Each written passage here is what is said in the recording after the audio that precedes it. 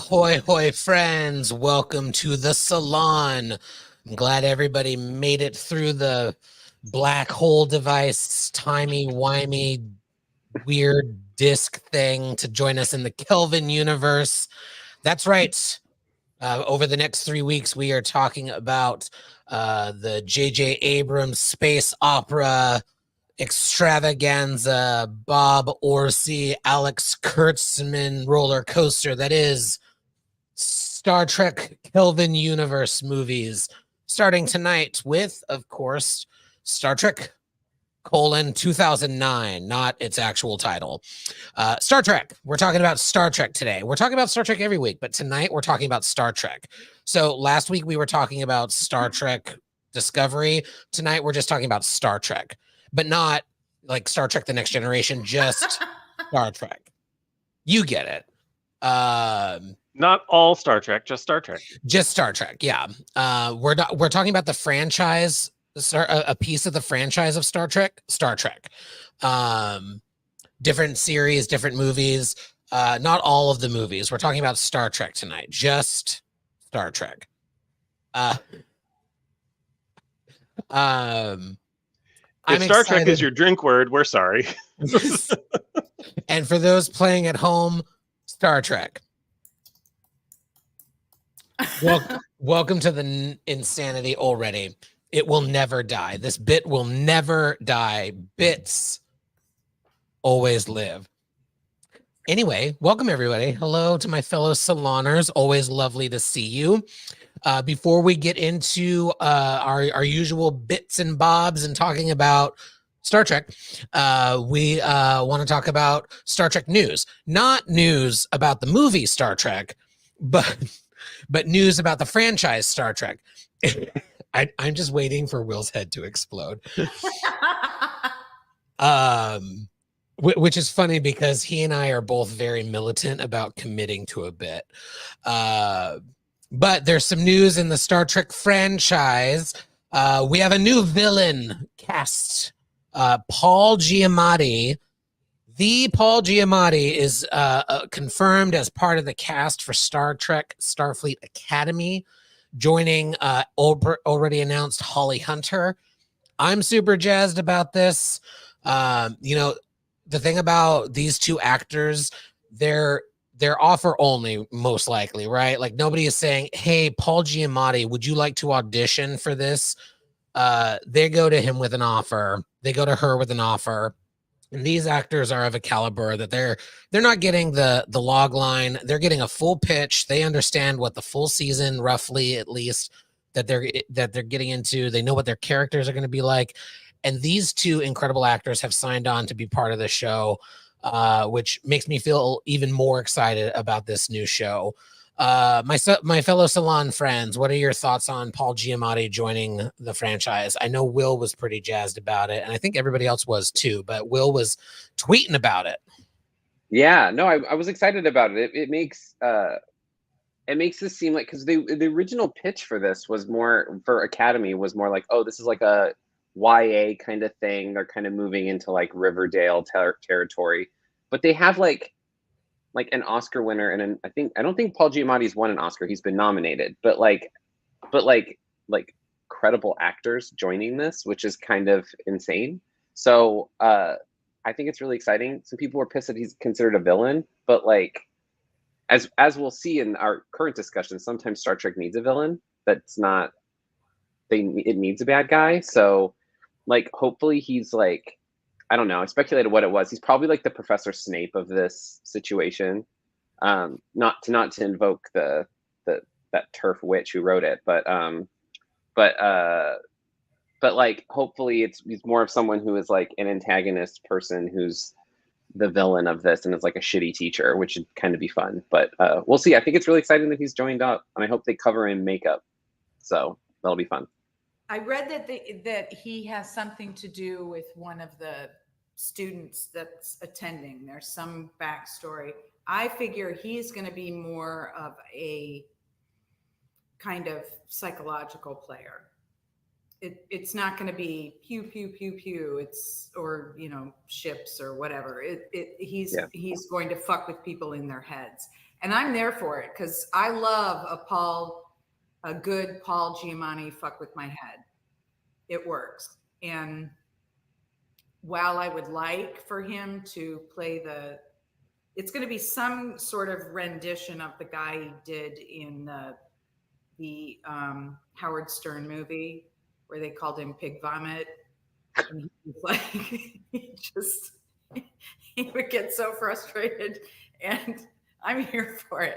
I can't wait to see those two actors in Your reference catalog is always intriguing, Krista.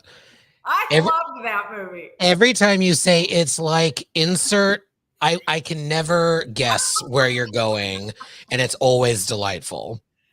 I loved the Howard Stern movie, mostly because of Paul Giamatti. He was awesome, and Alice and Janie were awesome.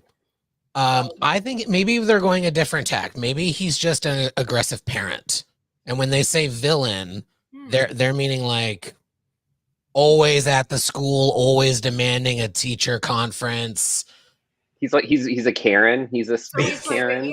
Like he's out there like, or what's the male equivalent of a Karen? Kevin. What do you mean my son is failing warp mechanics? We're a family of engineers. How dare you? My family donated the wing over here. Yeah, that thing. Yeah. Yes. I don't know why I slipped into Janeway for a second. I hope the ship. I hope his name. It's fair. It happened. I'm just hoping his name is Karen, like K-Ren. Like K-Ren, yeah. Yeah.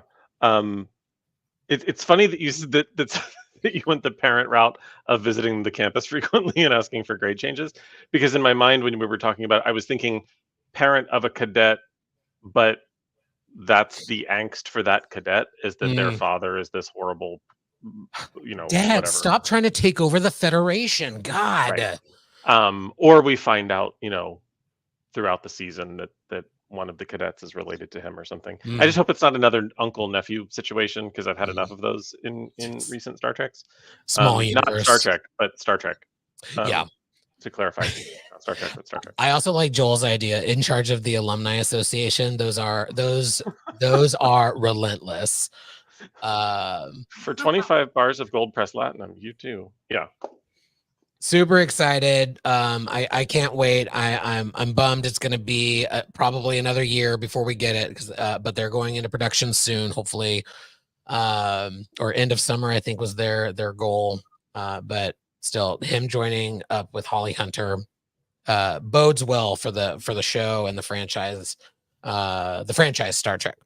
But enough of the franchise Star Trek. Now we need to talk about Star Trek, the movie that happened in 2009. Let's get into it. Now, before we do, of course, we must simply always set an intention.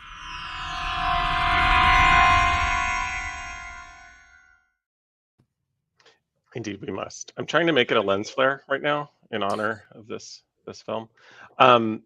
So yes, we must set an intention. And what I would like to know from my fellow Saloners is the ripple effect of the Kelvin universe. So if you were to visit or revisit a character or plot point throughout Star Trek, not Star Trek, but Star Trek.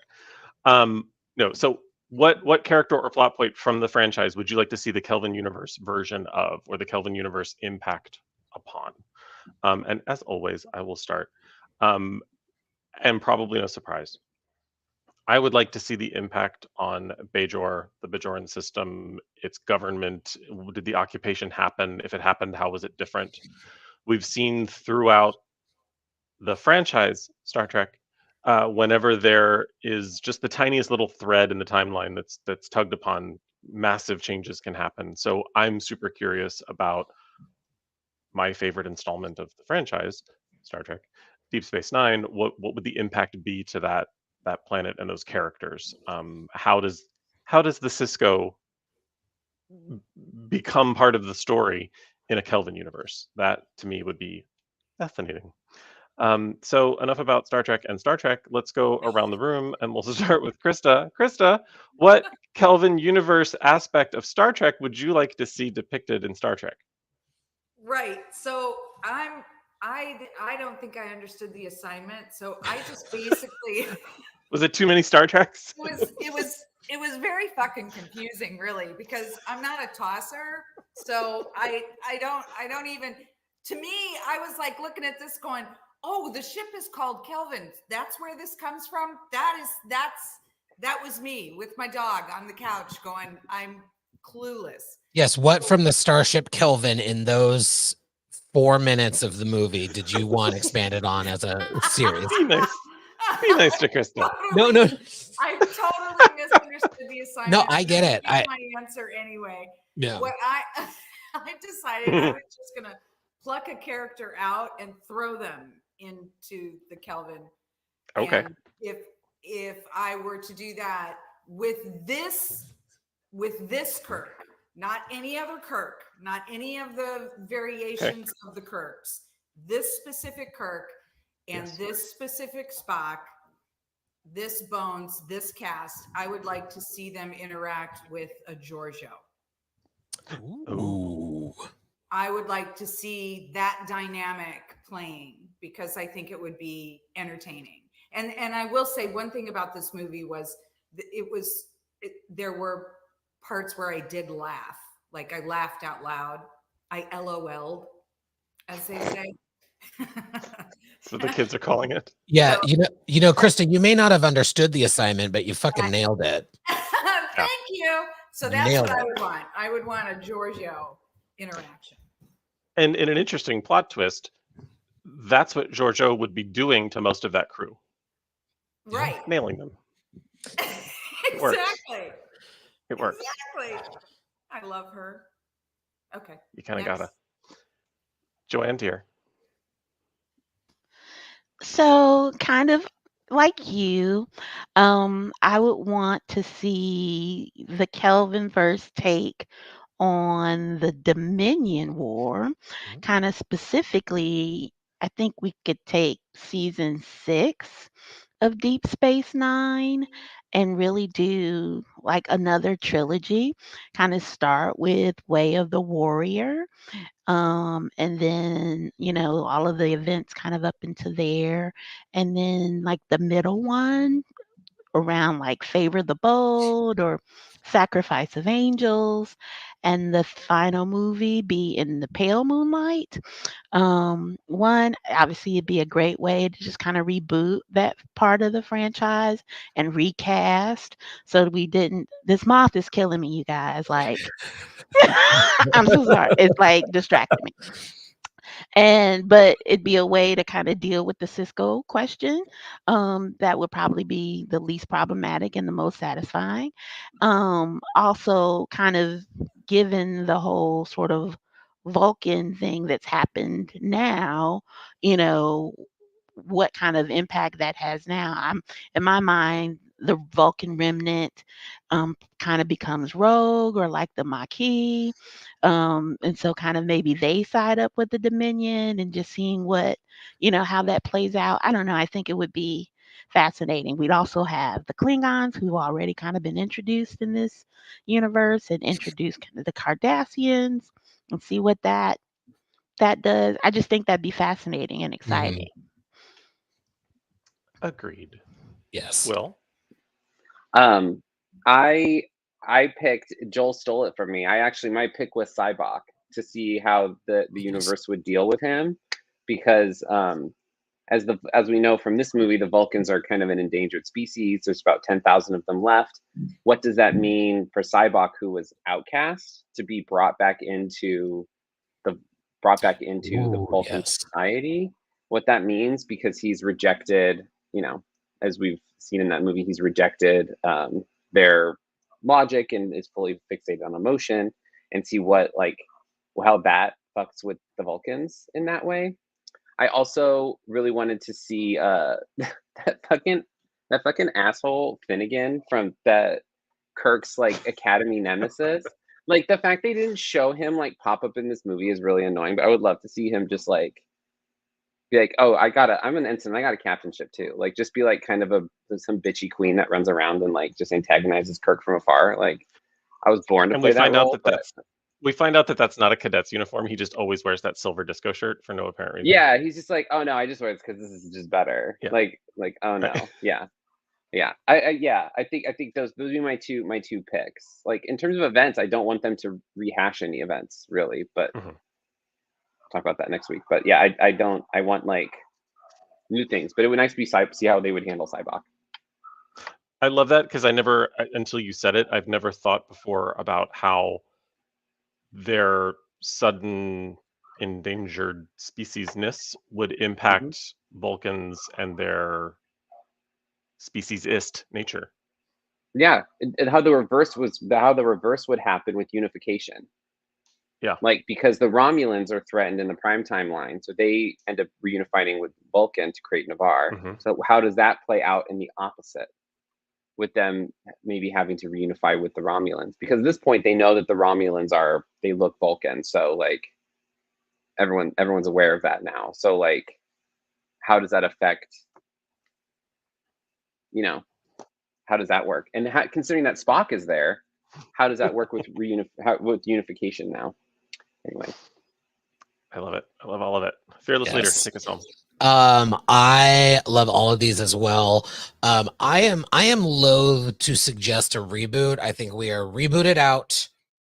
However, if they were to continue forward and look towards the next generation, there's some interesting possibilities there. The one that I would want to latch onto and explore is Tasha Yar. Seeing that crew come together and Tasha not dying, since we're in an age of Hollywood that's a little bit better for women than 1987, 88. Actually, not just being legs behind the captain, but actually getting to do interesting things more than just in a couple of episodes. So um, seeing what they could do with that character, hopefully not leaning like not losing where she's from and that trauma and how that impacts her, but also not like leaning into it in a very gross like trauma porn kind of way. I think if done right, could be really fun and interesting. Tasha Yar, always lovely intention setter as always. The intention is set, and now we need to meet it. It is time to talk about Star Trek, the movie Star Trek from 2009, which reinvigorated the franchise. Bold new vision. I distinctly remember in 2009 being very intrigued, like, oh, this is a reimagining, a reboot. I wasn't, and I wasn't the biggest how do I say this without pissing people off? Um, I love and respect the original series for what it did and gave us. It's not my favorite series, and so rebooting and like them and separate from this, you all have heard me rant about like shoehorning in Kirk and Spock into every fucking thing is getting old, which is why I don't want another reboot, another reset, and I'm worried that we're on that trajectory. But in 2009, I was like, oh, okay, like this is going to be different. Like the second they showed us the ship, I was like, oh, okay, like this is wildly different. This is a true reimagining. How are they going to do this? Why does it? I was intrigued and I was jazzed from the beginning, and I think now it's time to get into it. Let's talk about Star Trek.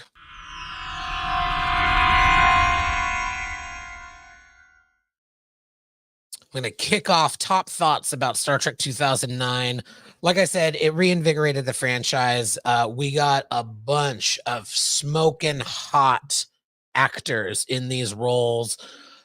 Shook things up. I'm one of the people who really liked the idea of Spock and Uhura being a thing. I thought that exploration was really lovely. And I'm sure we'll get into that when we start talking about the plot bits. I think Chris Pine is my favorite Kirk. I think he gets the character, but put his own sauce on it. I think getting an actual cinematic budget again for this reimagining was the right move. That unknown Australian actor that they threw in at the beginning was pretty cool. I think he went on to do a couple of low budget indie films, called Thorin or something like that. Really fun, really cool sets. I had mixed feelings about the Apple Store bridge. It grew on me as the movies progressed, and I went into this being like, this is a blockbuster. This is something to enjoy. My willing suspension of disbelief is very strong. After all, I am a Star Trek fan, not even just its sci-fi setting, but as we all know, every iteration of Star Trek, practically every episode, has at least one or two moments that make you go, wait, what? This movie is no different. There are some glaring plot issues in my head, not the least of which is an ensign becoming captain of the flagship immediately because movie. Whatever. We'll get into it. Those are my top thoughts. Will, take it away. Yeah. I hadn't seen this movie since like prior to Discovery starting. So it was like 2017, 2015, probably even before that. So it's been a while since I've seen it.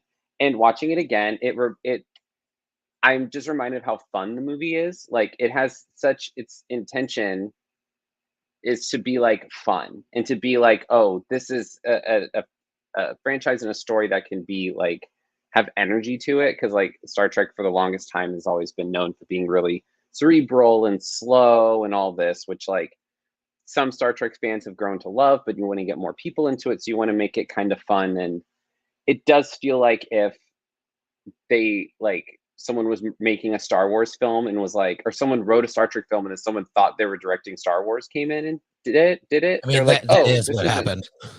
basically, yeah. Like That is what these two happened. movies were J.J. Abrams like audition tape to do Star Wars. So, but you can tell like he has a good sense of like pace and visuals and like the movie moves really quickly for being like over 2 hours, so it moves really fast. And like I will say that like if I found myself when I was paying attention to what people were saying, but like none of what they're saying makes fucking sense.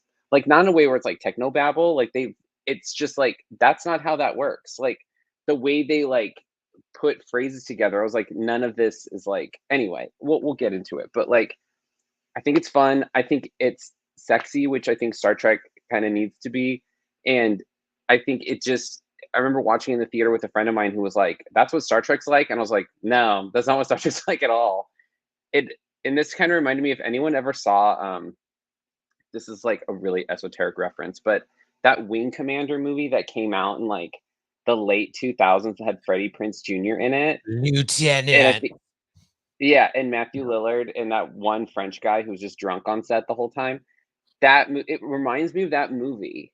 The texture of it, the lighting, the way it's set up. It's like everything's orange and green and like like dirt. Everything seems shiny, like people, objects, things, everything. Anyway, if you want to watch a really crappy movie, like have an edible and watch that. It's not Do you good, remember but it's fun. the first time we hung out, that movie came up? The first time we hung out in person, we talked about that movie. It's on the forefront of my mind constantly because it's like basically Hollywood's idea of like what like adapting a film to or adapting an IP to a film, what that looks like. Because it also reminds me of Transformers. So like there's a constant anyway. We're derailing. Anyway, I think it's fun. It makes no fucking sense. The plot is literally an unpaved dirt road after a hurricane. It is just full of potholes and trenches and awful things you have to drive across. But at least it's fun.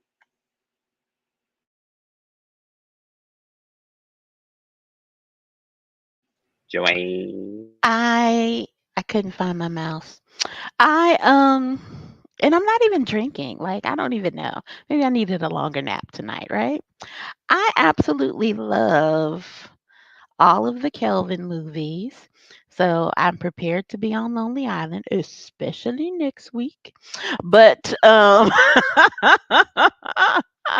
am ready. I am ready.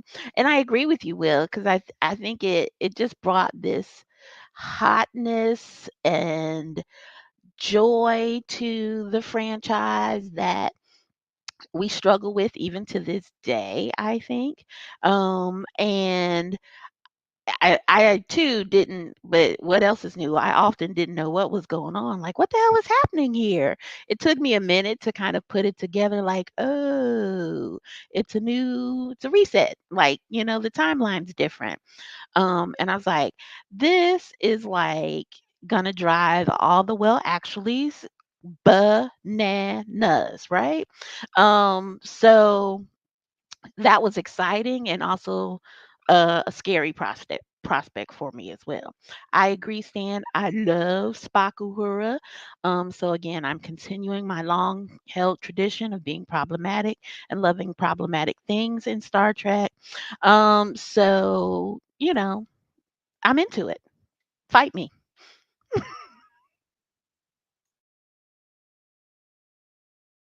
Real quick before we get Krista's top thoughts, I realized I neglected something that I promised to do earlier. Matt is no longer with us, but only for this evening. And he had an answer for what he would like to see in the Kelvin universe, something that's sorely missing from this film, certainly. And that is, of course, what's going on with Madeline. We need to know what's going on with Madeline.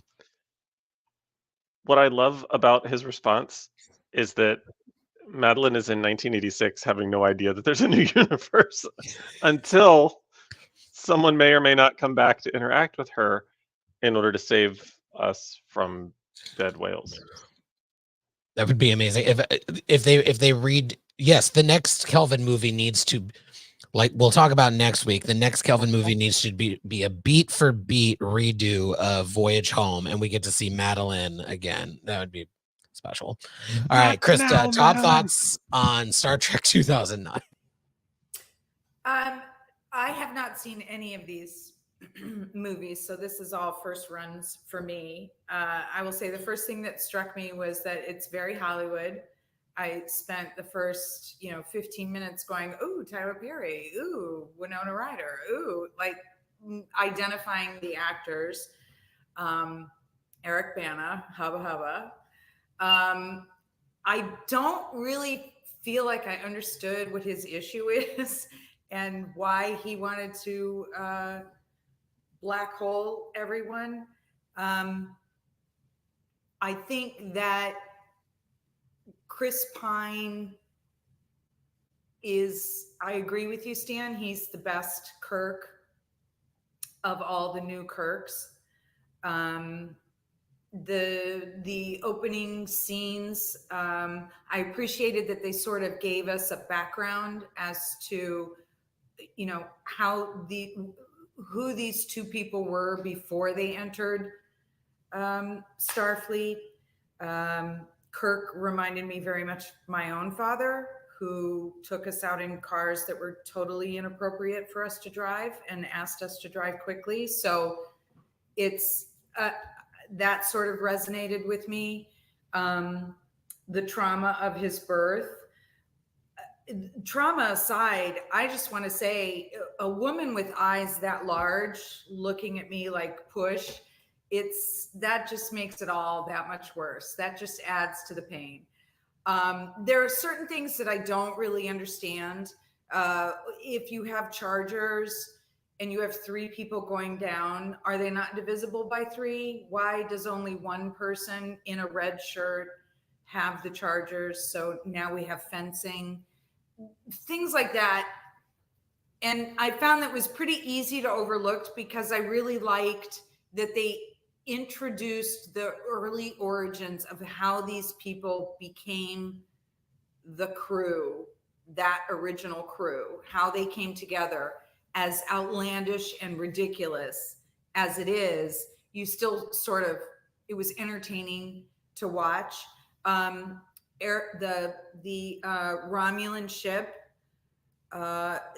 they seemed like really angry Aryans, but the Romulan ship struck me as sort of the precursor for the Shrike in Picard 3, and also sort of like the ship equivalent of the Game of Thrones Iron Throne, in which like all our vanquished are attached to our ship, because it didn't seem to have a lot of, it didn't make sense to me. It didn't seem to have a lot of architectural nuance or styling. It just seemed sort of thrown together.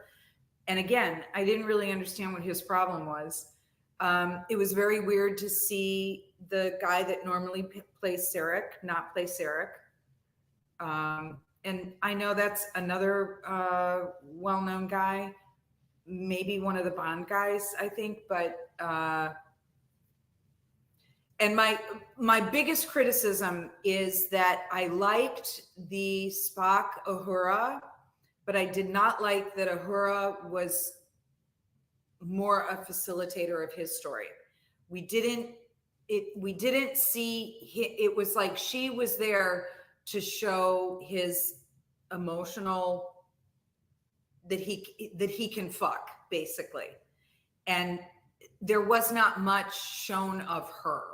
And I don't particularly appreciate that, though this was far less sexist than most of the original TOS. But again, it's a Hollywood movie. It looks like a Hollywood movie. It screams Hollywood names. It screams Hollywood effects. It's it is what it is. I can deal with it. Yeah, it was okay.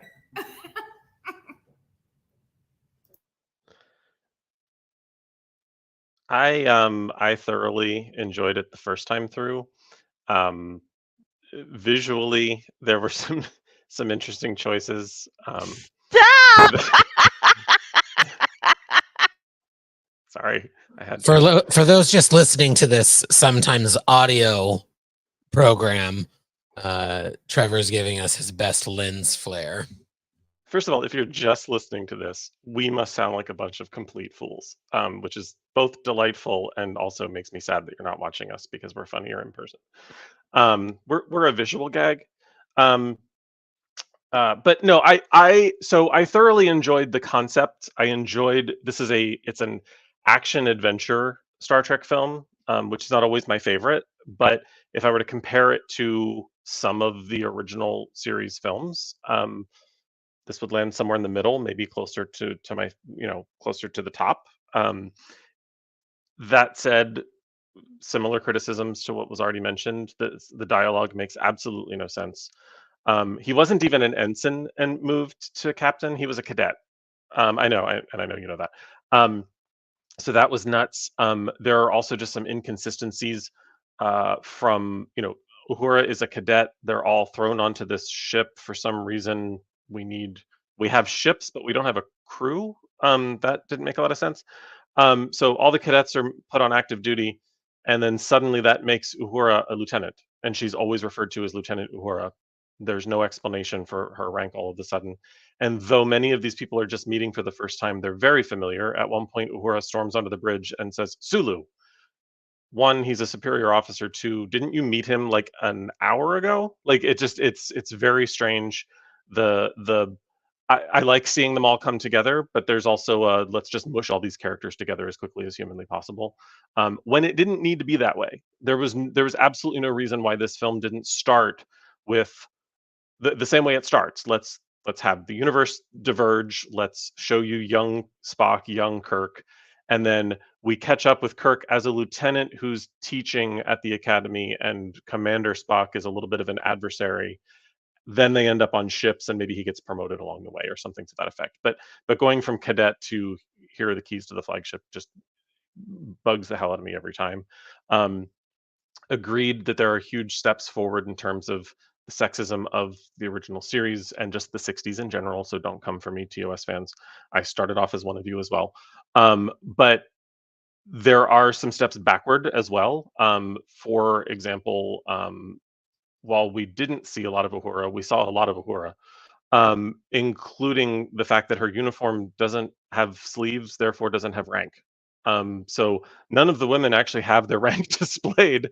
So apparently, if you're a woman in Starfleet, nobody cares what your rank is. Um, the the Eric Bana of it all, I mean, he's delicious to look at, so whatever. Um, but there were several cutscenes that made his anger and his objective make more sense. And when those were on the cutting room floor, so went the logic of the plot. So you're just like, oh, he's just an angry Romulan. Okay. Um, I don't know what red matter is, and neither do they. Nor do I understand how a supernova threatened an entire galaxy. I don't know why Uhura says that she was scanning solar systems. Like it's like a third grader was like, just put science words together and it'll make sense. Doesn't make sense. A whole bunch of other. I have notes on many of the science plot holes, including the fact that the whole universe diverges uh, with respect to the Kirk family because of a malfunctioning autopilot. Because apparently the Kelvin was a Boeing 747. Um, and if one more person said lightning storm in space, I was going to throw my television out the window. All that said, as an action adventure film, it's fun and delightful. The humor is fantastic. The cast is like every single one of them is gorgeous. Even background characters are drool worthy, and yeah, I enjoy it. Out of the three, I would say it's my middle. And we'll get into who takes 1 and 3 by the end of the next 2 weeks. But yeah, those are my top thoughts. Top thoughts from everybody. Yeah, as we're all sharing, I'm remembering little bits of things like, and again, I love this movie, but like we're all basically dancing around. Everybody except Joanne has said this makes no sense, but it's fun. And that's fine. It's still thoroughly enjoyable.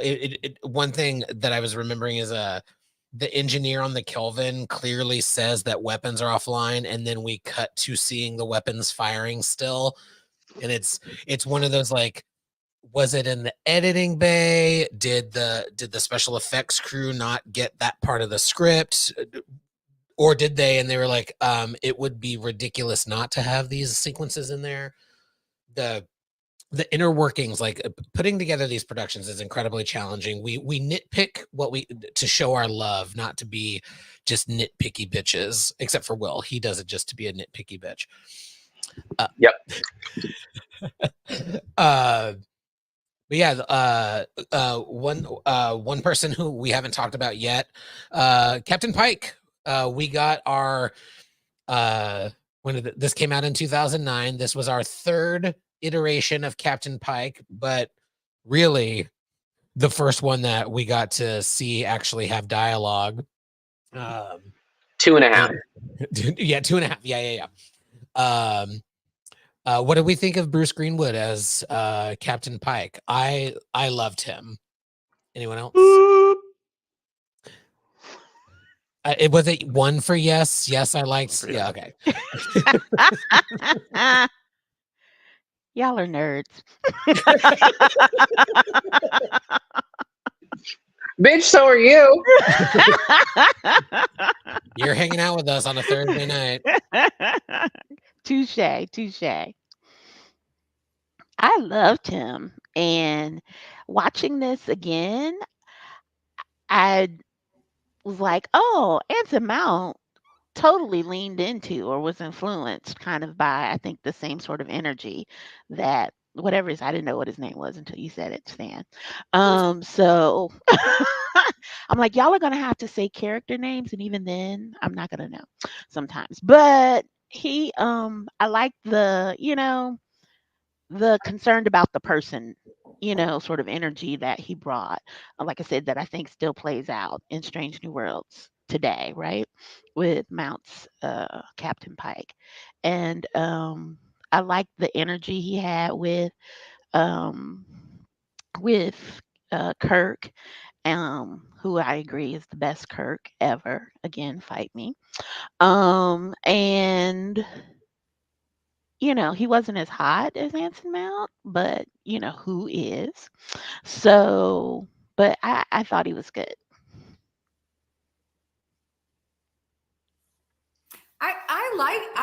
I love Bruce Greenwood, so anything he does is fine with me, because anything he does is fine. So, but I had to tell myself to stop thinking about Pike outside of this movie, because I don't really understand how the story merges into Strange New, it's in itself its own story, and bears little relationship to maybe the franchise, and that's kind of the feeling that I got from. It's like they ignored absolutely everything and said, we're just gonna put some pretty people in here, and we're gonna write some jokes and redo this whole thing, and then ask Leonard Nimoy to stop by. It's like, okay. And I'm not saying it wasn't entertaining. It was entertaining, but it wasn't. There was, I don't know the word that I'm looking for. There was something very separate about it. It's very distinguishable from all the other stuff. It doesn't necessarily rely on anything that might have been currently running at that time, or anything that was previously established. It seemed very much like let's get all of these named people. They're all beautiful. Let's put them on a stage, and let's do a lot of special effects, and let's make a lot of money. That is the feeling that I got. And yet it was still entertaining. That is exactly what they did. It's funny because I'm thinking about the Intention Center. I'm like, oh yeah, I guess we use this language that isn't necessarily universal. Like the reason why we call it the Kelvin verse is because it starts on the USS Kelvin, and the whole so their idea was, we want to reboot. We don't want it to be in the prime timeline, so they're going to circumnavigate by having this ship come back in time, split everything off. And so the Kelvin universe, these three movies are a completely separate timeline. And yeah, it was a good way. Sorry, Sam. It was a good way to not get people to revolt about how are you replacing my Star Trek with Star Trek? Mm-hmm. Oh God, I'm doing it again. But it does feel isolating when you're watching, because you are watching a new universe. So it's like, wait, what? I get what you're saying. And while yes, it was nice to see that unnamed Australian actor, and Bruce, of course, is delightful as Pike and is quite fun to look at. I'm sorry, but the best person to look at didn't last very long. But Ferran Tahir as the captain of the Kelvin was just hello. Facts, Trev. And his XO. That is a Captain and XO pairing that I would like to see happen.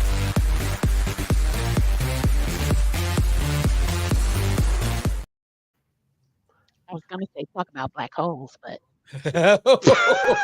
I don't know which button to press. Both. I think it's a rare both. Both of them. It's a both. In the arms of the angel.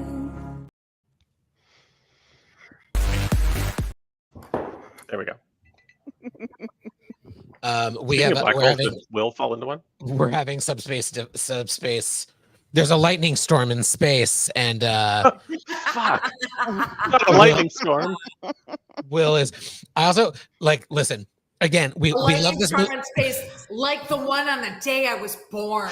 That weird lady with the big fucking eyes. Beautiful dialogue. Will's having trouble with his autopilot. So Yeah. he's got to go scan solar systems he's before the supernova takes out the galaxy. He's trying to contact Starfleet base. Oh my god, that triggered me so. See, I don't mind them calling it Starfleet base. I was like, whatever, a little Starfleet command, Starfleet base, like, because I could see them being like, in my head, Will's not here, so I can do this headcanon. Maybe Starfleet base is not Starfleet command. It is Starfleet's base for whatever division the Kelvin is part of. But then the thing that's not what they were doing. They just messed up. But Will's in the waiting room. I see him. He and she can wait there. I'm talking about headcanon. No, the thing that got me about that moment. First off, bitch, let me tell you. Wait, I thought her weapons were offline. It wasn't that They're covered in that they Chris said Time. Starfleet base. What I loved was Starfleet base saying these readings don't make sense, and somebody came back, yeah, bitch, that's why we sent it to you. Fucking loved it. Like, listen, I want more bitchiness in Star Trek, please. Also, when I call for an expert opinion or an analysis on something at work, I really don't want somebody to go, this makes no sense. Like, thank you, I feel better now. Like, yes, this lightning storm in space is not. Oh, mess. How what was Chekhov? How adorable. Oh, girl. Yes. Hi, I'm 17. I'm gonna So solve all cute. of these problems. I'm gonna mispronounce words. I'm The computer's gonna have difficulty with it. Want to come and pet your cheeks and your little hair. Yes. May he rest in peace. I know. So adorable.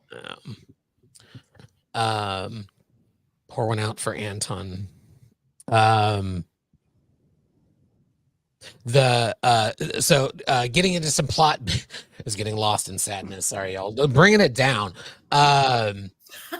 Getting into some plot bits. Let's talk about their Starfleet Academy career. We got to see the Kobayashi Maru. Or the Kobayashi Maru. I caught myself. That's on. Where's Stan? He's taking the Hakuna Matata test. The Hakuna Matata. You're all assholes, and I love you. Oh, None of you dare misspeak ever, because these assholes will call it out immediately, even if you correct yourself. These are my friends. These are people I choose. These are people I choose to have in my life. I love you, Mashi. We saw the Kobayashi Maru, famously depicted in Star Trek II. We learned that Admiral Kirk had cheated on the test, and now we got to see it. Thoughts about their Starfleet Academy moments? Trevor, then Will.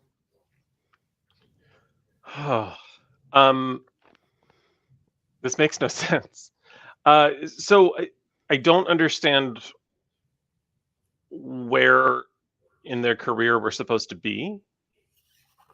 Like, is it 3 years later? Is it 4 years later? Is it a year and a half later? Like, I don't remember if that's ever explained. They do say 3 years later. Is it 3 years? Later. Okay. But how are they all in the same grade? Like, that's super strange. They don't. Yeah, well, they're not. Well, they are, but they're it's not. because Kirk said I can do it in 3. So he catches up with Uhura and friends. So he's in their graduating class. We're made to assume, which would have made more sense if they had leaned into a character attribute that some really want to act like is always there, and it's really not. But yes, Kirk is very bright. It's not demonstrated as often as I think some fans think it is, but show that. You've shown me everything else. You've shown me that his stepdad's an asshole. You've shown, like, show me so much. Like, make his comment not seem so obnoxious, because that's how it comes. It doesn't come off like, "Bitch, I got this." It comes off like, "Well, I could do it better than all these guys." Like, it Yeah. just doesn't land.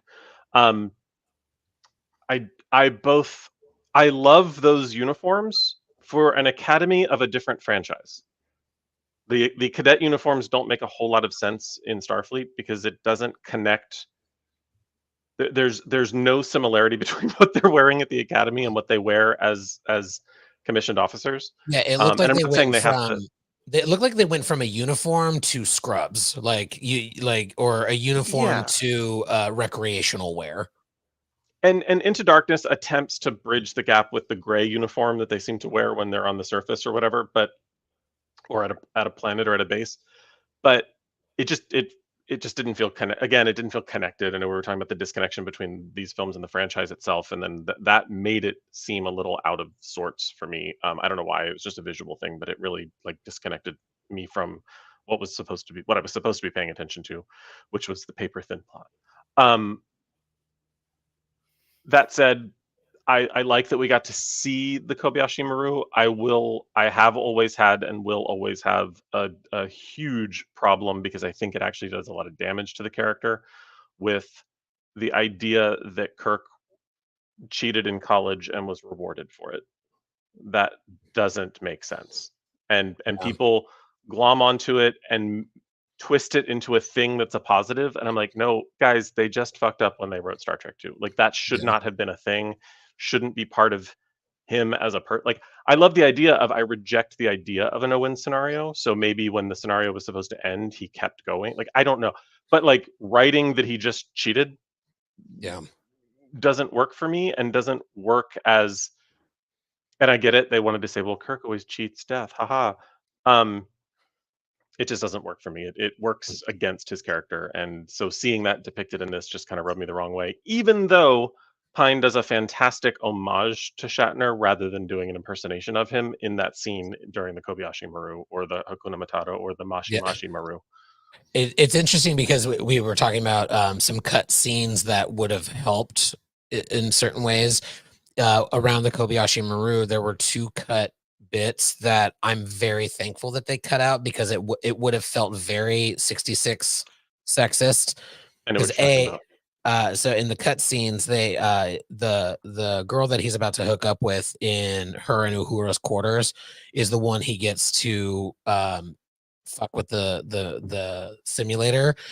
And then later on, he's apologizing to an Orion woman who turns out to be a different Orion woman.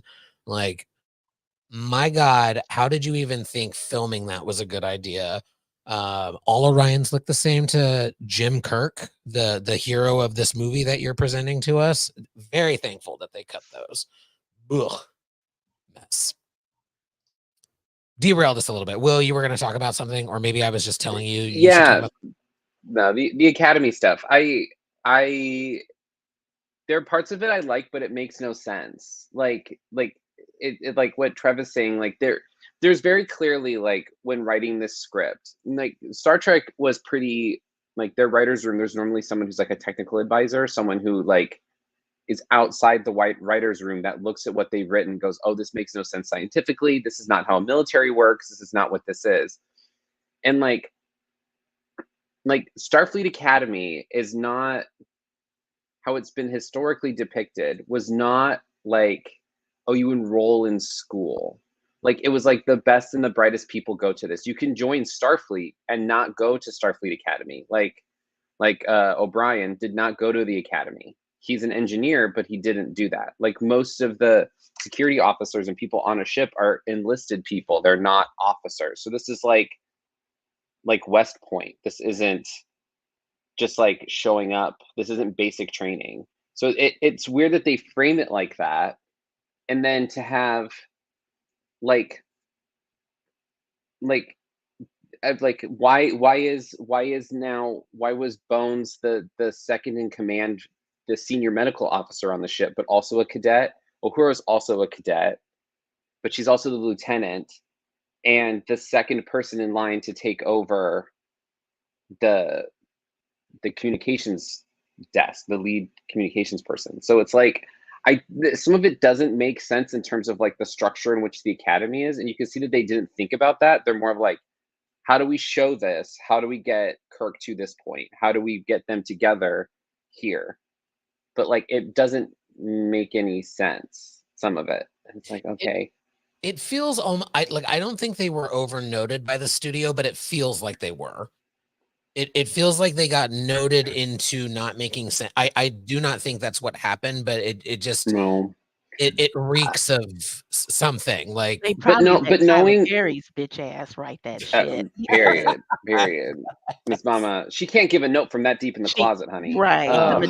The Medeification of Starfleet. I mean, yeah. Oh, could you imagine him as Medea running around the ship? Anyway, That Yeah. took me completely out. I was like, why is Tyler Perry chancellor Yeah. or whatever, or president yeah. of Why Starfleet? were they all there? Why is his disciplinary hearing in front of literally everybody? Yeah, like because they had See, the set that's for the another part that day, doesn't because make they had that sense. set, because they filmed those handful of scenes that have to take place in that auditorium in one day. So like they're just like, okay, we're doing the next one. Like that's what they did. But it doesn't make any sense that he did that. And then they're like, oh, by the way, you get a ship. It's like, fuck that guy, that fuck boy. Like, Yeah. I like the idea of the Academy. I'm glad we're getting a series on it because I think there's a lot to mine there, just story wise.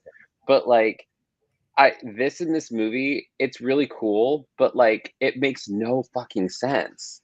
It makes no sense in terms of like how people get to where, like, are they still training? So they go back to the academy to train? Is like Uhura like the equivalent of a grad student? Like, is she back getting advanced training or something? Like, why is she a lieutenant, but also Kirk is still a cadet? It doesn't make any. It's like, okay, that doesn't make any sense. Like, I don't know. It just Right, felt but like there was a lot of. It was only so that everybody could be in the room so that they can make the announcement that Yeah, there was it's like it's ultimately everything. The reason stuff doesn't make sense is because the movie has to happen, and they have silly. 2 I don't hours wanna to kind think of about tell it. this whole story. So like, I get it, but it does, like, now rewatching it and like being more focused on what the plot is and what they're saying, and being like, oh yeah, that doesn't make any fucking sense. Like, Right. Even while you're watching it and they're like, okay, all you cadets, you need to go onto these ships and we're gonna deal with this problem. As a normal person living in that society, I would be like, do we not have anyone other than cadets? Right. Do we have Who's on those ships they now? filled a half dozen available? ships with cadets. Why are we sending the infants out to deal with this problem? Also, with the Kobe Mochi Maru, the easy solution with that, and I don't appreciate that he cheated, but by the same token, in one single scene, they could have written it so Pine said, listen, I just exploited a weakness you were unaware of. Yeah. That's it. That's the end of it. He exploited a weakness. It was there. If it was in the form of Orion's, I don't know what ended up on the cutting room floor, but to me, it was like, I mean, I have been on the receiving end of having to face some academic discipline. It does not involve all of the people I went to school with. Yeah. There's I'm sorry, did all of my classmates need to be here for this? It's like 12 people, and I explain why I blew people off with a fire extinguisher. The point is, it doesn't involve the entire academy, and it's shit like that that's so J.J. Abrams. It's just so. It's like, you're so fucking trite, dude. God, you're a limp dick. So, just fucking be creative, you fuck. You have all this money. You have all this opportunity. You have no fucking creativity. You take the lowest hanging fruit all the time, you limp dick. One ball Sharon motherfucker. Also, But tell us I how just- you really feel. I just love that they're all sitting there at the inquiry from hell. That's also apparently a like piece of performance art at the Academy. Like everyone, come watch Cadet Kirk get shafted. He just like gets a pad and is like, "Oh, shit's going down. You're all officers." Like that was the process. Like the process was Tyler Perry saying, "Everybody get to Yeah. work." Like He did not read it long enough. I rewatching it that clip this week. I was just like, I get that this is a fast paced movie. He needed another 2 seconds minimum reading that. but I'm just going to push back a little bit and say that Admiral Medea's reading speed was not the biggest problem in this film. 100%. Okay. 100%. No, the big eyes lady, birthing lady. That was the biggest problem. Yeah, she should have been in charge. Totally freaked out. I'm gonna have fucking nightmares over that lady. Look me. I in the- feel like it was a graduation day. I'm thinking, and then they called Kirk out like, "But sorry, bitch, psych, you're not graduating Right. Oh my because god, that'd be amazing. Congratulations, cheated." everybody. Real quick, Cadet Kirk, can you step forward? Right." Everyone graduating today, take 2 steps forward. Not so fast, Cadet Kirk. Not you, Jim. Not you. Oh no, not you, Jim. Step back. You're not you, going. not you, not you. Mm-mm. You don't Jim get to go. Tiberius, take 2 steps back. Which I Oh, thought was God. equally fucked up, but that was how So, I made sense. so everybody graduates, or gets snuck onto the ship. Hakuna Matata. Everybody Do you have numb finds, tongue? everybody finds their way into the brewery. Do you have numb tongue right now, Stanley? I do not. I did not get Numb tongue. injected, luckily. I love the visuals. I will say, like the new starbase. I love Earth space dock, but it does kind of not make a whole lot of sense that you would have your ships go inside of another massive structure. It does and it doesn't. So this reimagining of a couple of spheres and a sphere and a couple of platforms, I thought was really cool. Love the shuttles, and I'm torn on the interior because like the scale of the Enterprise became ridiculous. Like Discovery chasm, turbo lift chasm, ridiculous. But the brewery kind of worked for me. The what? The brewery. Did I Like did I mispronounce that too? No, it's just a word in the English language that no one can say at the same speed they say all the other words. Oh, Everyone talks about it, no matter how fast Like- they're talking. They always stop and say brewery and then keep Mhm. talking. Like because horror, you can't. Yes, horror, you Worcestershire can't say that word quickly. it's a very random Horror. thing to notice. I'm Have gonna, we met? I'm gonna think about this every time I hear somebody say brewery. Did you just say that I pointed out something random? Are you new here? I'm gonna note the cadence from now on. But You're welcome. yes, thank you. But it like I said, it's again like nothing about this movie makes sense. Like we keep saying, except for Joanne. Sorry, Joanne. Joanne, we're just shitting on your favorite thing. All of us are like, this sucks. We're not saying it sucks, but it is so random. Like the brewery kind of works for me, but then we get an Apple Store bridge. Like where is the cohesion? Random mess. JJ said that he wanted the engineering to look like the Titanic. How there's this beautiful stuff on the top, but then there's this really industrial mechanical thing on the bottom. But that yeah. I like Not a the good engineering ship from Into reference. Darkness later, but yeah. Um, The visuals of this film are insane. Like the amount of money they put into like at the time, like the costumes and the sets and the visuals of it, and like it is so specific and it's so the visuals are so thought out and so like specific how things work. Like you can see that there was some thought into how these things kind of function, like how the deflector dish when they go to warp opens up. Like there's Mhm. things of the ship that are really cool, and like the visual language of the ship is really cool. It's just Shuttle Bay. Shuttle bay's cool, but it's too small. Like, why would you have a shuttle bay that small with these pylons in the middle of the way that you have to squeeze in through and swing around in? Like, I'm sure they have better, piloting them like autopiloting them to Tesla, but like still it's like the visuals of this movie are incredible. Like, but like once you think about what people are saying, you're like, that doesn't make any sense. It's Yeah. distraction. Yeah. Useful. And then they're like, oh, like there was one point that I remember when Vulcan was getting destroyed, and like there's the ensign they zoom in on, and because if we don't leave now, we're not going to make minimum safe distance to escape it, and they don't leave for like another 4.5 minutes, and they're like, girl, you're dead. Like she's just like, don't leave now, and they're just like, but they were not leaving. Like we still have a whole other plot point to deal with his mother, and then beaming them up, and it took like 4 minutes. They're like beaming up Spock and their family, and it's like, different transporter effects. Like they could have they could have explained by saying whatever the fuck is happening on the planet is messing with our transporters. It's going to be a longer pull. That could have been explained, but then they just don't.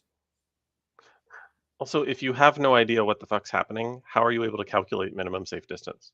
Yeah, that part. Like minimum safe distance from what? The planet's consuming itself. Like how do you have any information available to calculate how far away you should be? And how, also speaking of how far away you should be, how are you on a different planet in a different star system looking up and watching Vulcan being consumed? They said that they felt the shockwaves from the original, from Nero entering in a completely different end of space. So there's no concept of time. Like there's one point too that made me kind of laugh when Spock first gets in the turbo lift to go from the shuttle bay to engineering, or to the bridge. He's in there for 2 seconds. He looks down and he's in there. Yeah. I was like, how did that happen? The G-forces alone would have killed you. Yeah. Like how fast was that fucking thing going, girl? Like over. Yeah. It was like, okay. It's a visual thing cool, that JJ does sense. a lot.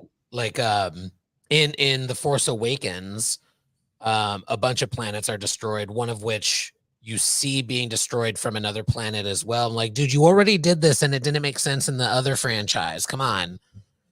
But like, how do you're in a different star system on Delta Vega, and you look up and see Vulcan in the sky? Yeah. It makes no sense. But then at the end, when they seem so shocked that after they have exploded via red matter, however they exploded Nero's ship, like all of a sudden the gravitational pull is going to be, it's like, how did you not know that like, are you scientists? Is this what you do for a living? This thing is a massive explosion. Of course it's going to pull you. How did you not? I mean, I'm a fucking bartender. I'm a fucking bartender.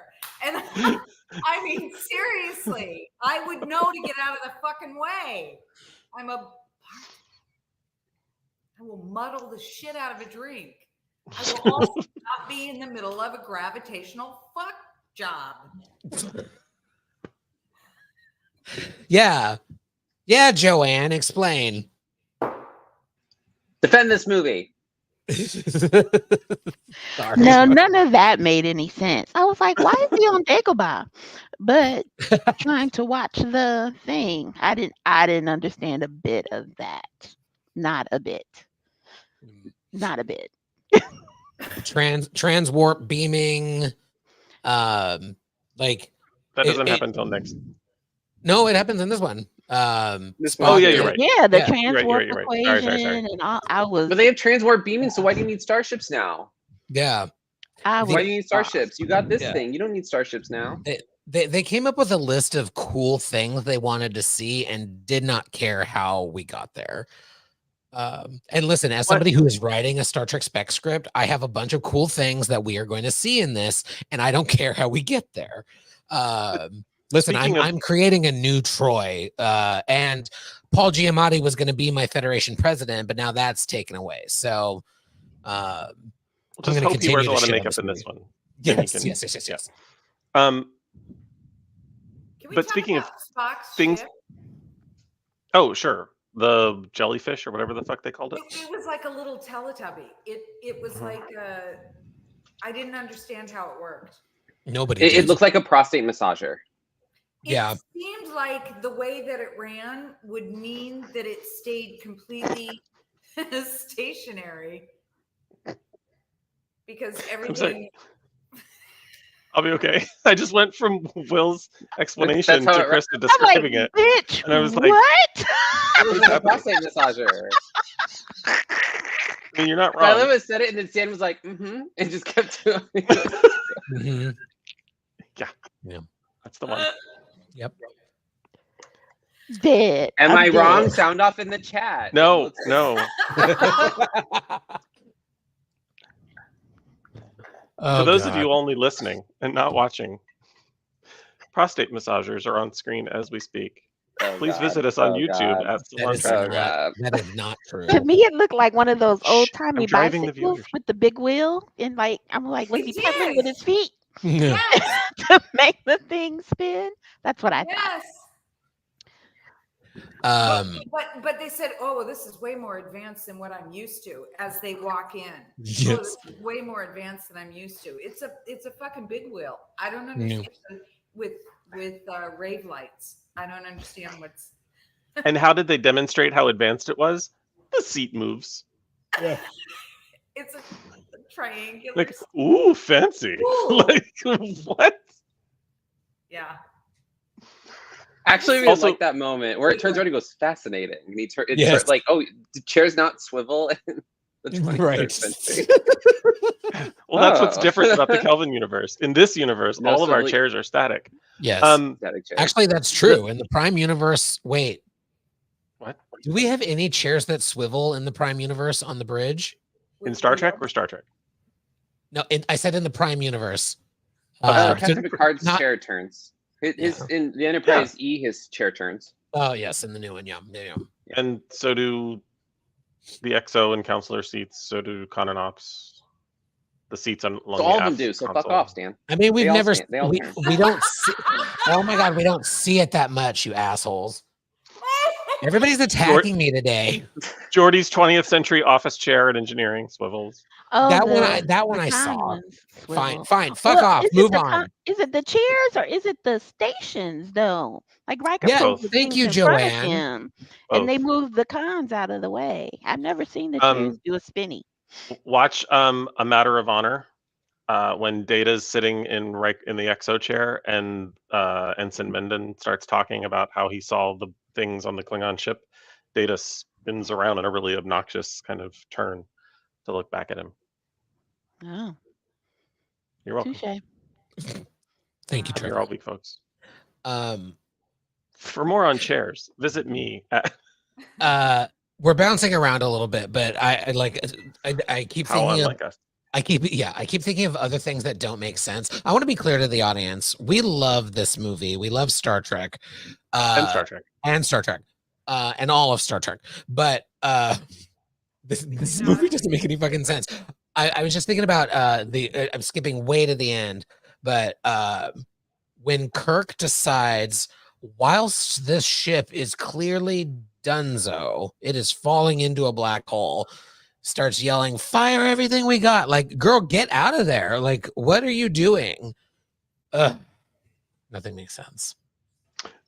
I took that Speaking as of- more of like they didn't want it to end up in a different time or move through time again. I think that's how I interpreted that. Was, Who's shoot into it down. headcanon now?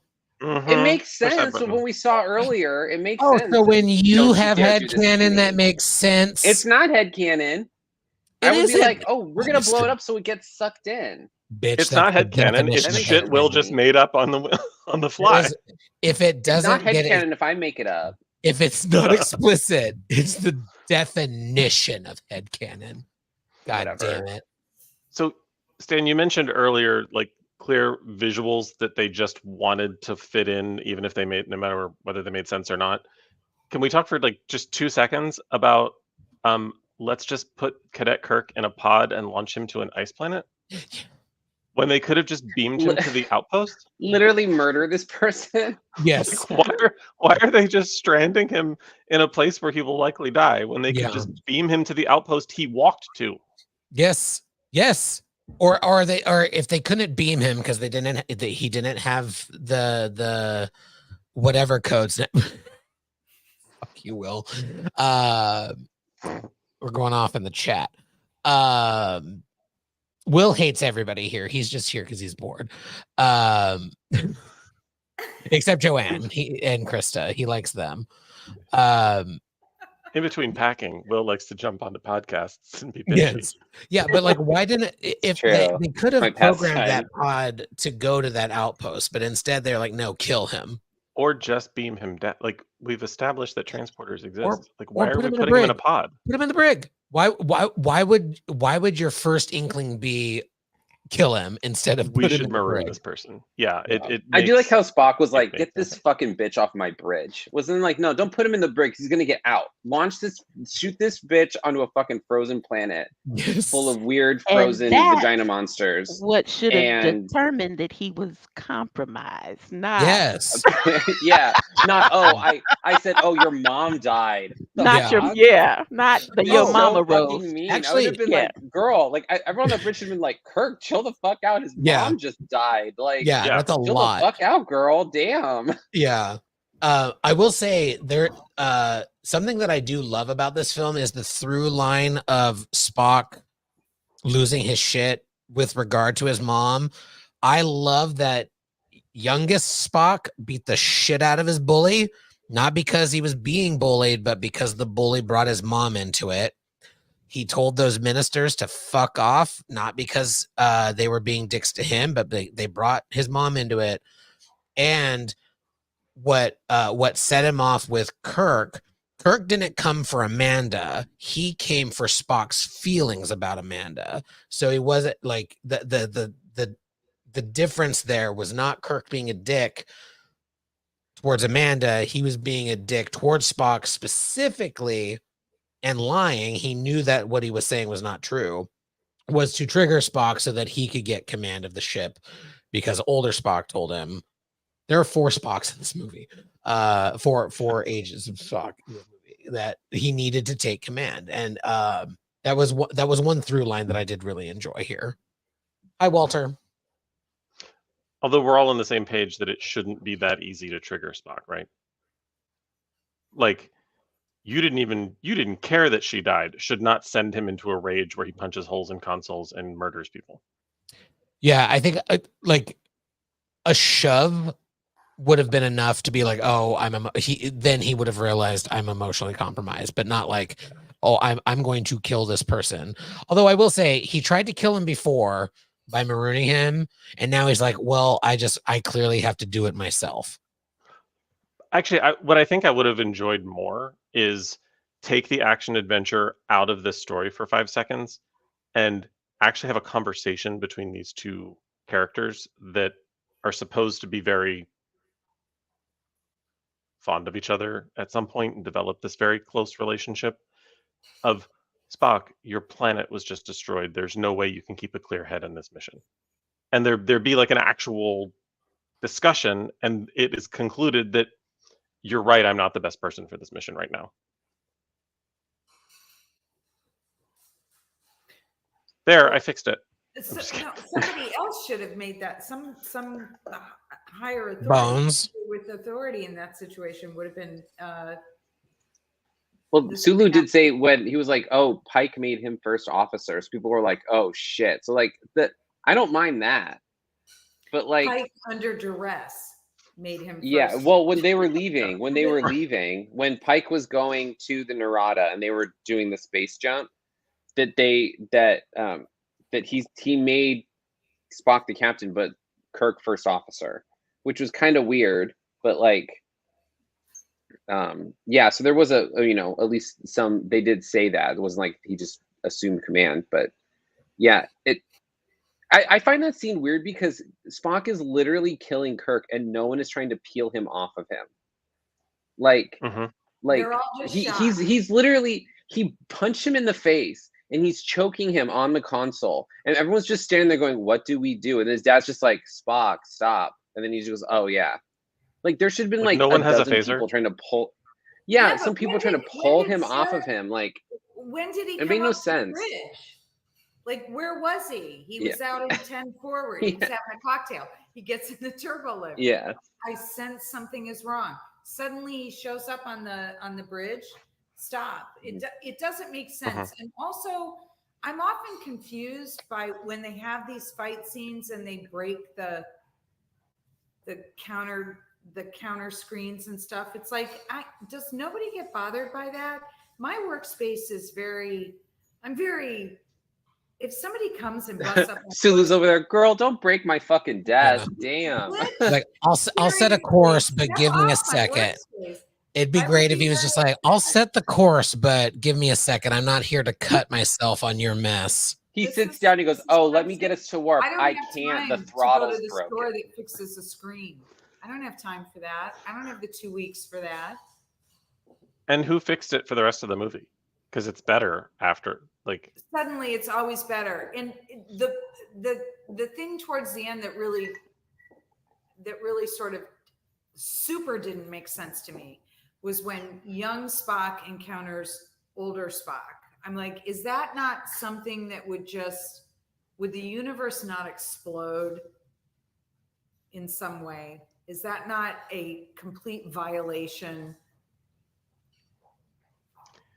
He kind of makes a joke about it. He goes, well, I did tell him that, like, if I said that if I told, he says that Joker's, I implied that there was like universe ending issues if he ever said that old Spock, if I told you to tell this to young Spock. So like, I guess that there's that, but I mean, that's happened before. Like that happened with Janeway. Yeah, so I was like, guess old Janeway was on there. Endgame, yeah. Okay, so I haven't watched Voyager. So spoiler alert. For me, sorry. I'm looking at it going, how does one just have a conversation with yourself? Lots of people talk to themselves. Stan, can you blow up Joel's most recent comment? Because I just have a response. Hi, Walter. Yeah, he does. This is what I loved, fencing.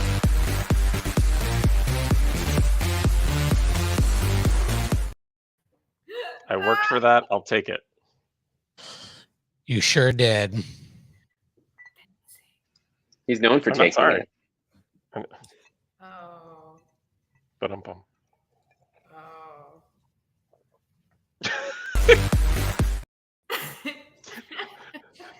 Krista sounds so defeated sometimes. She's like, oh. Just let you guys go. Just grab that Urban Dictionary and hold on tight. Grab the Urban Dictionary. Okay, is there anything else we hate about this movie? No, I'm kidding. I do have one thing that drives me crazy though. Just one. If the phaser's blue, it's on stun. If it's on red, it's kill. Yeah, and the spinning. The little flippy barrel was interesting. It was an interesting concept, but like the color difference was just like seriously, like turn it from tickle to ouch. Like I think it's cute. I have an opposite opinion. The spinny thing is what bothered me. The color difference didn't. I like a visual difference. I like there hasn't been in Trek before, and so like which to me is like, oh, that makes sense. Like if you shoot the thing and you see red, you're like, oh fuck, I need to switch this.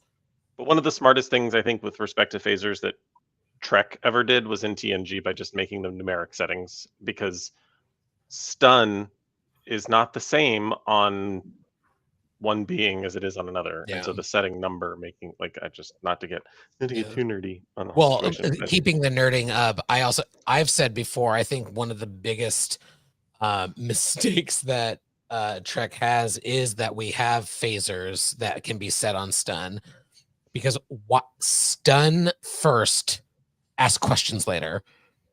Like just run around and stun everybody. Oh yeah, there are countless episodes of Star Trek that would be over in 20 minutes if you would just stun them. Whoever's in this episode, oh, I'm gonna just stun you, put you in the brig, and then we'll talk from there. Thank you. In fact, the first Salon, which actually happened on lower decks, not this gathering, the first Salon ended with Mariner stunning everyone. Yeah, because she knew. What did you Will, know? did you come off mute? or something? Or you were going? I did. I on? was gonna make a joke, but I was like, oh, like reds kill, blues stun, purple's like a good time. It makes you horny. Yeah, it's like a little bit of a light choking. Yeah, it's the future's Blue Chew or Viagra. Yeah, there you go. Yeah, I- hit the damn I- button. I think that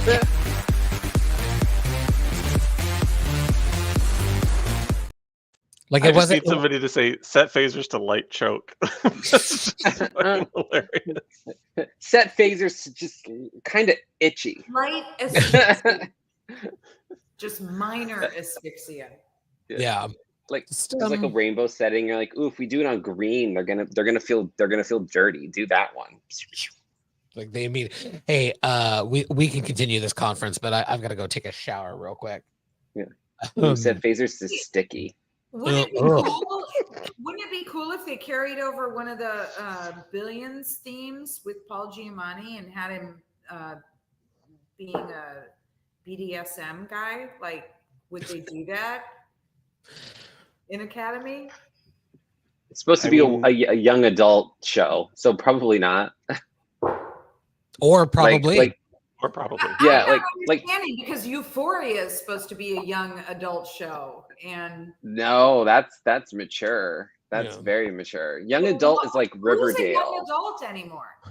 This is going to get way off topic, but Yeah, we're gonna. I don't know any This young is an adults after show. anymore. Oh, This now is we're one off for the topic. Patreon or something. Oh no! Oh.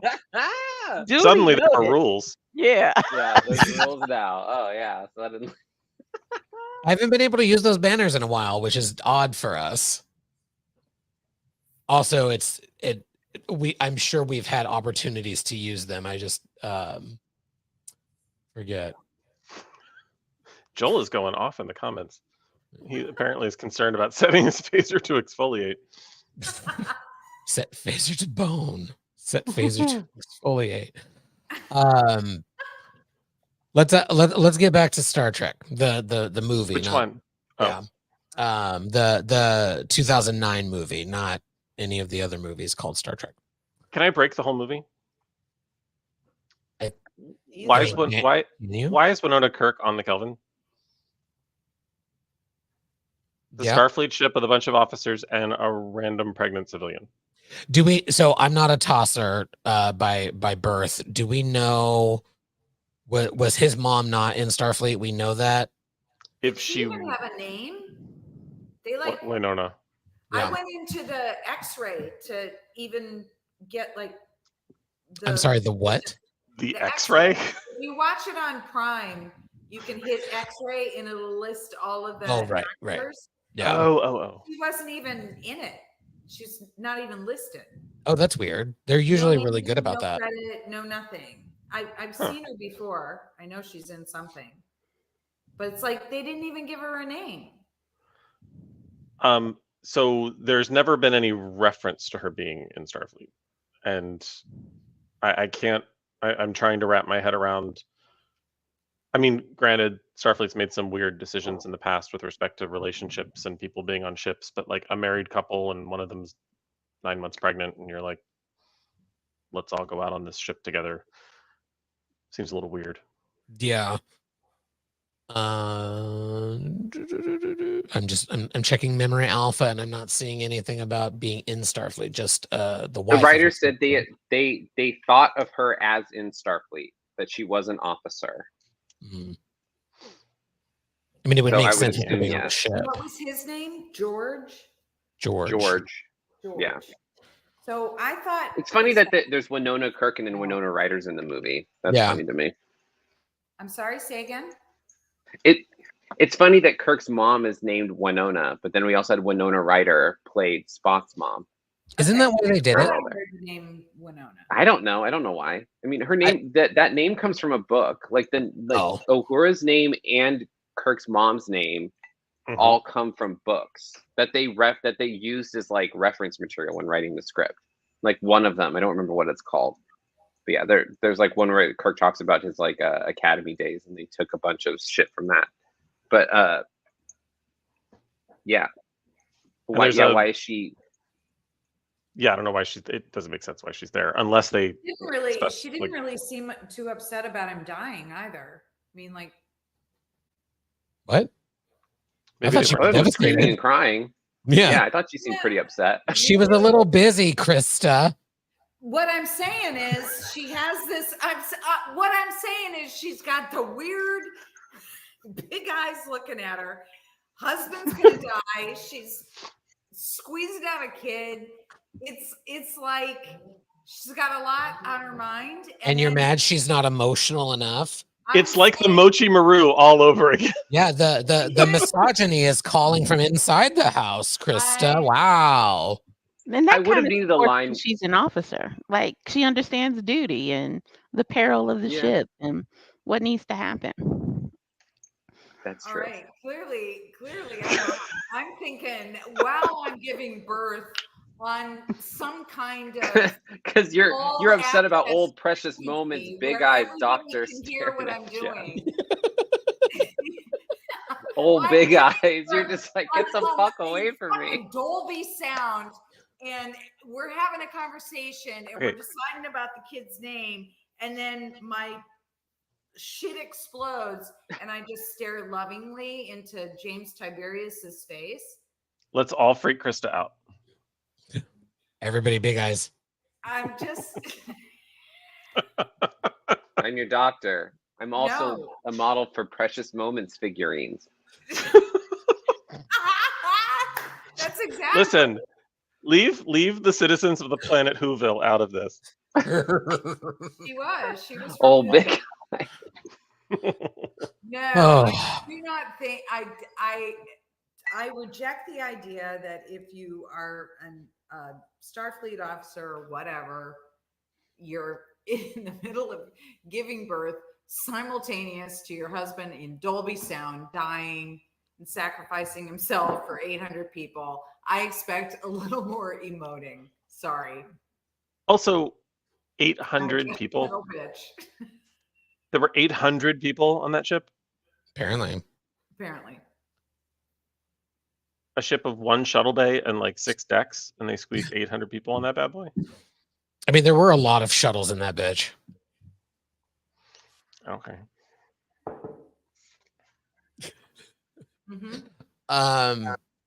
What else? What have we not discussed about this film? We're at the hour and a half mark, and we're still nuts. Why didn't the Kelvin have transporters, and why is Highway Patrol on Earth so fucking weird looking?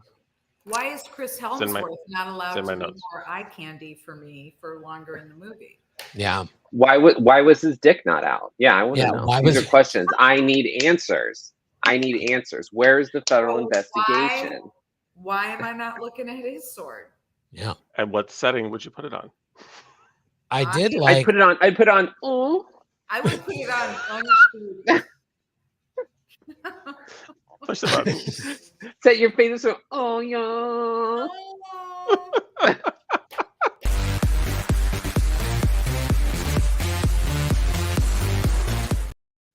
Jesus Christ. What? Yes. Hi, Daddy. In the arms of the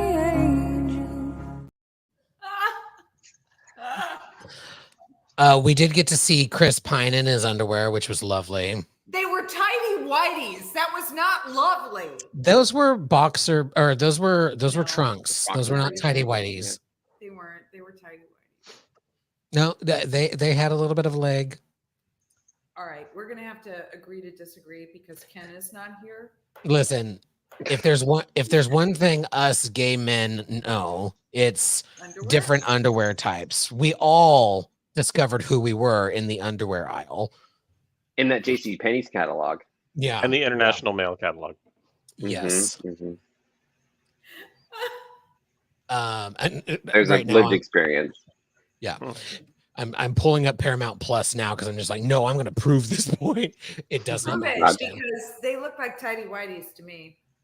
He did the thing where he like pulls the pant up, like the Mhm. legs of the boxer. He pulls them up and then kind of like puts his junk over it, so it makes your junk look bigger. That's an old trick. But also, not to be, I don't know why I'm worried about it on this show, but like not to be too vulgar, but like he's on top of her, naked, like basically naked, making out with her, and he's clearly not aroused. I don't Well, know. I think there was some partial, or at least they were trying to imply. Then I'm disappointed. oh, because he did kind of cover it. Yeah, he was like, "Oh Yeah, no." can't Yeah. some expect partial. Like when he full, jumped up, I was like, oh, they got it poofed out a little. you Yeah. can't expect full John Leguizamo in every single love scene. Well, maybe Kirk's just got a little nacelle. It's not the size of your nacelles. It's It's the amount of sauce. It's how big the warp core is. Yeah, not the sauce. okay. We only can do Go this ahead, for a Riley. few seconds. Oh, they are. Oh, yeah. Those Yeah. are That's the most we're allowed to watch. They're like Calvin Those are Klein. trunks. They're Calvin Klein. Yeah, they're trunks. Yeah. And that was important for us to clarify. How dare you, Krista? I don't know why. I'm still saying they weren't the most. They weren't the most I know. flattering. My husband doesn't wear underwear, so I don't know. Attaboy. I'm not saying anything anymore about underwear. I will be on Team Krista in that those were not the most flattering of undergarments They for. weren't. They should have Mr. been a Fine. different color too. They needed to pop. And all the Orion lady was missing was the Victoria's Secret angel wings. Mm. Like what it always amuses me is that the bra always matches the panties, and even with Uhura, it was the white bra with the white panties. And I'm sorry, but that's not. Maybe I'm speaking out of turn, but they don't match. None of that stuff matches. It does not match every day. It just in your everyday shit, it never matches. If you're going on a date, the shit matches. You're not wearing your period pants. You're not wearing any of that stuff. You're wearing your I'm hoping to get busy underwear, and that matches. But that's not your everyday stuff. And if you're just joining us, this is underwear on Star Trek. Not Star. They showed it. I'm just fucking answering. It's time to bring this ship in for a landing. Will. It was weird. We could land the ship. Hit it.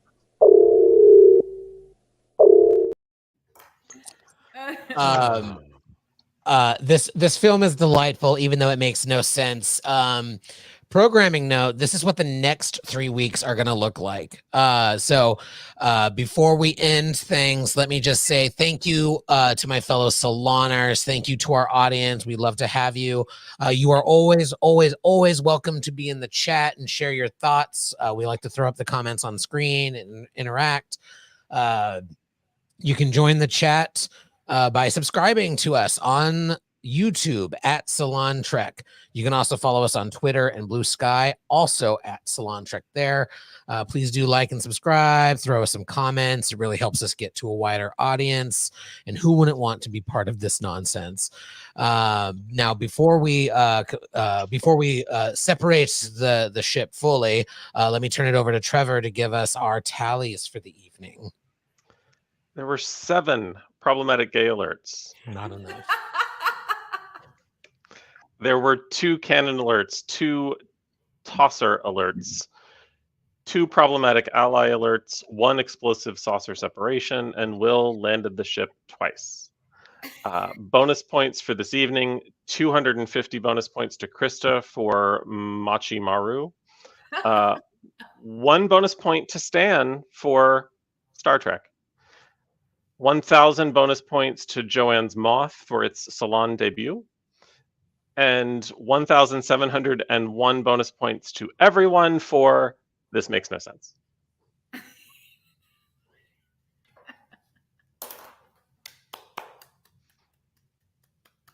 He's doing a bit, guys. He knows he's not on mute. He's pretending that he's on mute. and that we can't hear him. He's doing a bit. He's doing a bit. You remember the So last fun. So original, so fun. It's not working, Stan. All right, so it's the next movie. Oh wait, maybe he really can't. Remember the last time Oh, wait. it really was a problem. Oh, okay. Can you all hear me now? There Yeah. you are. Oh, I there was you are. not on mute on here. We thought you were doing a bit. No, Oh, I yeah, was we not. thought we were- Yeah, I gotta check this. I don't know why this is doing that. Okay, anyway, what was I even gonna say? Thank you all for joining us. We clearly need to land this ship. Next week we will be back talking about Star Trek Into Darkness, continuing our 3-week Kelvin run as we gear up for talking about Star Trek Prodigy that will be coming out early next month. Highly encourage folks to rewatch season 1 on Netflix now. Put it on in the background, and then we'll say this every week. To get more Star Trek, we need to watch the Star Trek that they're giving us. So as soon as July 1 hits, give it a watch, put it on in the background, and we'll start talking about that the week after July 4th. Until then, thank you for joining us to talk about Star Trek, the movie, 2009 Star Trek, not all of the franchise, but just, Star Trek. Live long and prosper.